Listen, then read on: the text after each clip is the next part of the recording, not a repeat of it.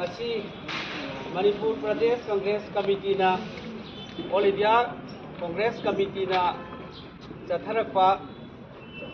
Jai Bapu Jai Bhim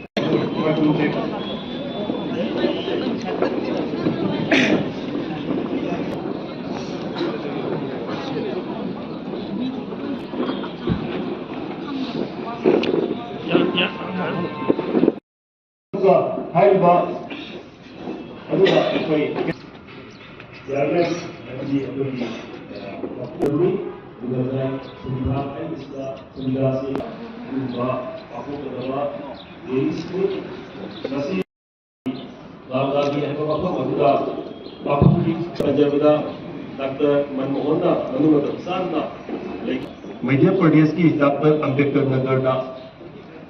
2025 संविधान अभियान से लॉन्च तौर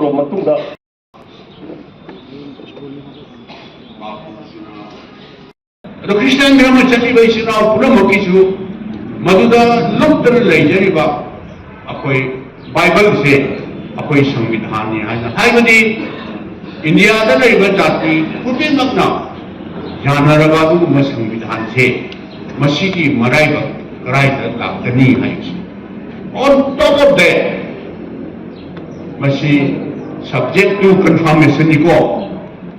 हुजुक लेबा मोदी की प्राइम मिनिस्टरशिप की मखाद लेबा एनडीए गवर्नमेंट से अइना हजरी मसी कन्फर्मेशन दी दरकार होय बीजेपी के नौ कारपा यूपी एमपी मना 15 अगस्त 1947 दा भारत सिबु निखा तम भारत से भारत के असेंब निखा तम बसिदी मोदी न प्राइम मिनिस्टर होइरा कांदा 2014 दा खप्तदा असेंबा निखा तम होइरा मे हाइना रिसेंटली हाइव तारे 2022 के हाइ तारे लोकसभा की इलेक्शन को मधुदैता फोंदोखिब लय मसिबु कीरद्राबो मसि खर खप्तदा सेलेक्टेड पीपल खर खप्तदा अंबानी अदानी ग्रुप खर खप्तदा मोदी ने चांग मी खर खप्तदा सिनरपसे संविधान ने यादी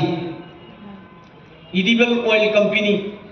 चांग थकनबगी अदिगुंबा ऑयल कंपनी भारत सरकार की पब्लिक अंडरटेकिंग कंपनी कया मसीदी तमना लनाई खुजो खरद सिनरई cement factory coal mines railway lines defence company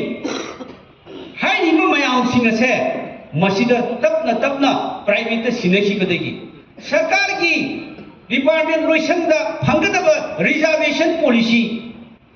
schedule caste schedule tribe सरकार की कर्मचारी फंगजगदब कॉर्पोरेशन कंपनी पब्लिक अंडरटेकिंग मयाम फंगदब मयाम सिंह प्राइवेटाइज तौरमीना